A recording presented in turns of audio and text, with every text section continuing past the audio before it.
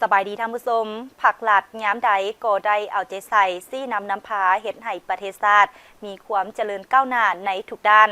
เทียบเท่ากับสากลสืบต่อปฏิบัติ2นาทียุทธศาสตร์ในการปกปักรักษาและสร้างสรรค์พัฒนาประเทศชาติให้เจริญสีวิไลหอบด้านโดยภายใต้การซี่นำพาอันสลัดสงสัยของพรรคประชาชนปฏิวัติลาวเนื่องในโอกาสวันสั่งตั้งพรรคประชาชนปฏิวัติลาวครบรอบ71ปี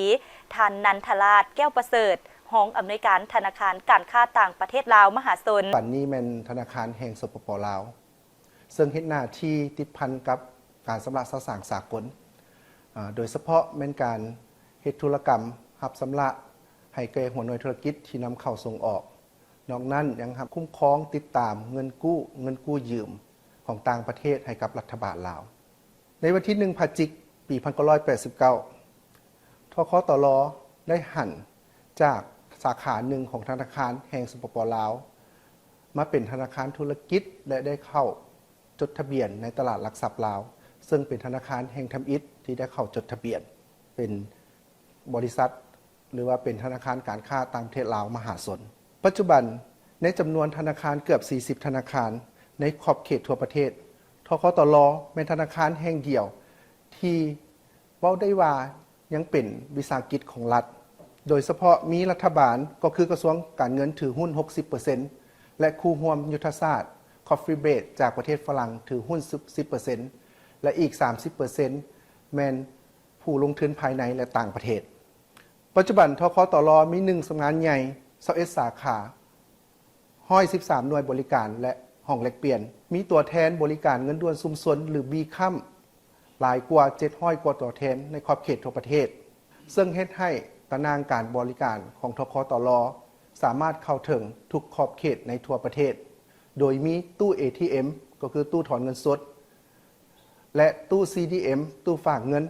ตู้ CRM ตู้ฝากถอนเกือบ600ตู้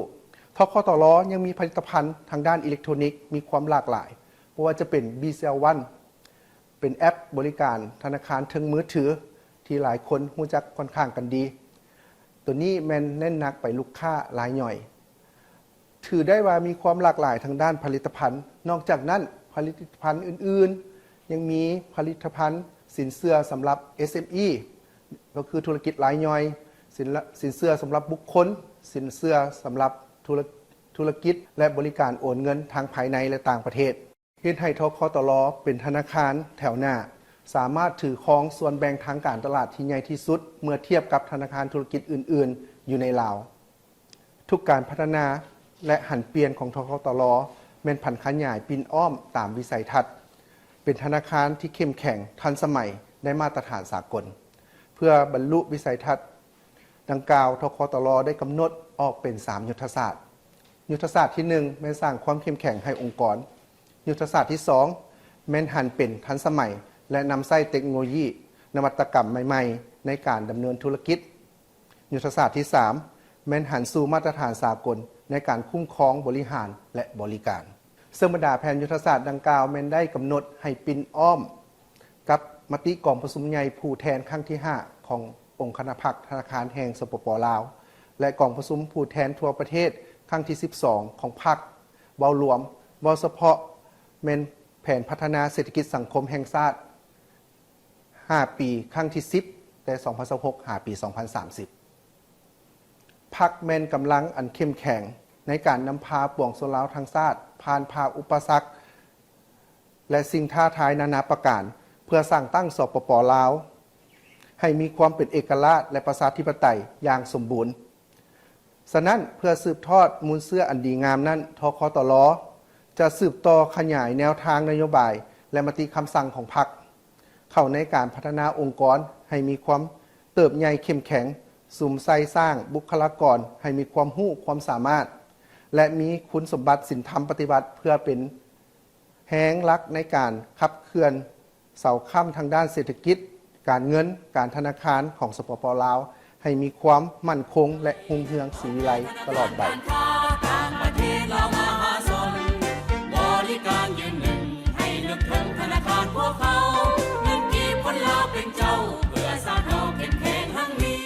เนื่องในโอกาสวันสร้างตั้งพรรคประชาชนปฏิวัติลาวครบรอบ71 ปี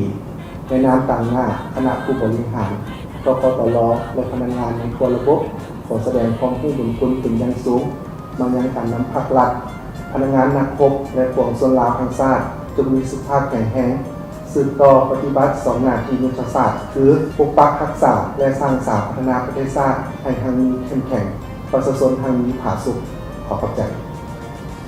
ทำสมและนั่นก็แมนการแสดงความรู้สึกของทานนันทราชแก้วประเสริฐของอำนวยการธนาคารการค้าต่างประเทศลาวมหาชนเนื่องในโอกาสวันสั่งตั้งพรรคประชาชนปฏิวัติลาวครบรอบ 71 ปีมหนี้เวลาของทางรายการก็ได้หมดเวลาลงแล้วพบกันใหม่โอกาสหน้าสำหรับมื้อนี้สบายดีบริการด้วยใจสะดวกสบายถึงใจประสามาจับมือกันเดินไปสู่ความก้าวหน้า